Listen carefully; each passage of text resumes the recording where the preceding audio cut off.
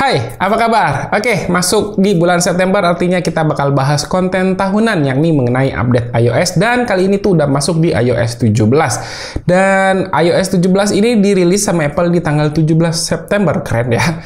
iOS 17 di tanggal 17 September atau di Indonesianya itu di tanggal 18. So buat kalian mungkin udah pada update, kita bakal bahas ya fitur-fitur baru apa aja yang ada di iOS 17 ini.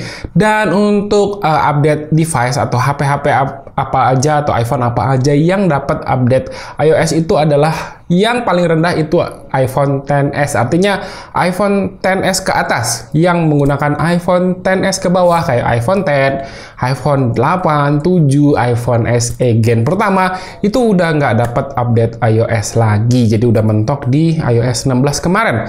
Dan kayaknya dua HP legend ya yang paling banyak penggunanya, iPhone XS sama XR ini juga bakal jadi update yang terakhir sepertinya di iOS 17 ini. Terus secara fitur iOS 17 ini sebenarnya lumayan banyak ya fitur-fitur baru, cuman bisa dibilang perubahannya itu kecil-kecil gitu, tidak terlalu signifikan. Dan di video ini saya bakal bahas update yang fitur-fitur yang bisa dibilang cukup masif lah, cukup signifikan perubahannya gitu. Karena kalau saya bahas semuanya bakal panjang banget videonya ya. Saya yakin nggak akan cukup setengah jam lah untuk membahas semua fitur tersebut.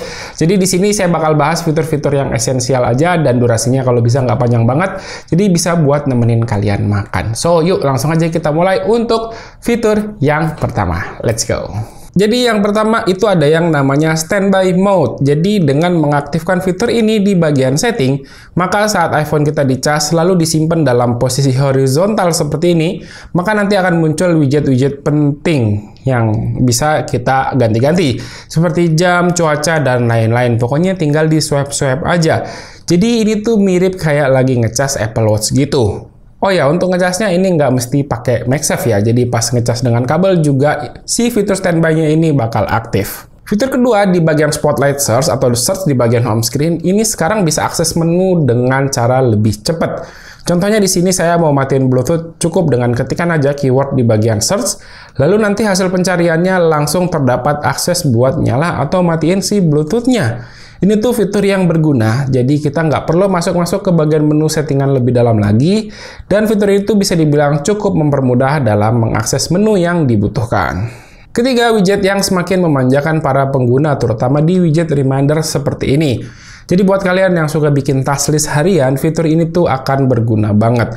Caranya kalian tinggal tambahkan aja widget reminder di bagian home screen. Lalu setelah itu tinggal bikin ya task list harian di aplikasi reminder. Nanti task list harian ini akan otomatis nongol di bagian widget di home screen kayak gini. Dan kerennya lagi, kalau udah selesai misalnya beberapa task list, tinggal diklik aja task list tersebut.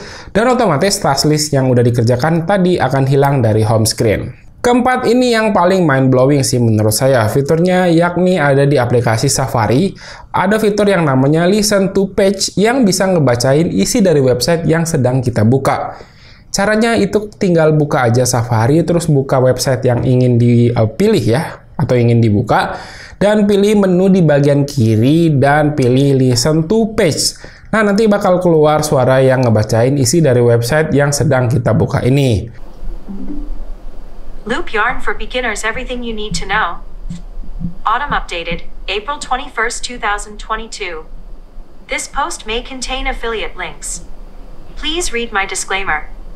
In today's post, learn every... Cuman ini masih ada beberapa kekurangan di mana kalau websitenya pas dibuka itu penuh sama gambar ya, atau nggak penuh tulisannya, itu fitur dari ini tuh nggak bisa diakses sama sekali. Selanjutnya, fitur autocorrect di keyboard bawaan Apple yang semakin bagus. Saya termasuk pengguna iPhone yang install Google Keyboard di iPhone ya, karena menurut saya autocorrect dari Google Keyboard itu, terutama di bagian suggestion, itu lebih nyaman ya ketimbang keyboard bawaan Apple.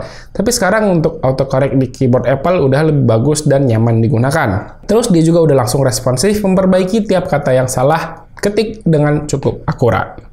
Fitur ke-6 ada di bagian galeri. Jadi semenjak di iOS sebelumnya, yakni iOS 16, kita bisa memilih gambar-gambar yang ada di galeri kita lalu di-crop untuk dijadikan stiker kayak gini. Tapi di iOS 17, ini Apple sedikit kasih tambahan menu buat ngedit efek gambar si stikernya jadi beberapa opsi seperti kayak dikasih outline, terus dibikin jadi kayak komik, puffy, dan juga shiny kayak gini. Lanjut fitur ke-7, modifikasi kontak yang semakin banyak menu kustomisasinya. Jadi dengan fitur ini, satu nama kontak di HP kita bisa dimodifikasi tampilannya, mulai dari nambahin foto kontak pakai gambar yang diinginkan, terus bisa juga pakai memoji, sampai bisa ganti warna-warna background yang kayak gini. Kedelapan, ini fitur yang bagus yang bisa diakses di menu screen time, yakni yang namanya screen distance.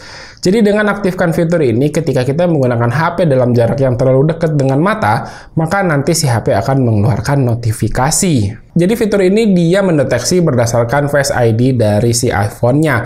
Ini fitur yang bagus ya, karena ini tuh bisa membantu buat orang tua yang suka ngasih screen time ke anaknya.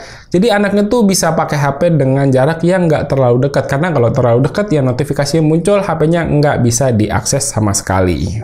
Oke, itu dia tadi setidaknya ada 8 fitur esensi. Sebenarnya masih banyak banget ya fitur yang lain, cuman seperti yang saya bilang terlalu panjang kalau dibahas satu-satu, tapi setidaknya 8 fitur ini tuh menurut saya esensial banget dan kepake dalam penggunaan harian saya. Oke, segini dulu ya untuk video kali ini. Terima kasih buat kalian yang udah nonton. Silahkan like dan share video ini jika menurut kalian video ini bermanfaat. Dan saya pamit, sampai jumpa di video berikutnya. Ciao, bye-bye.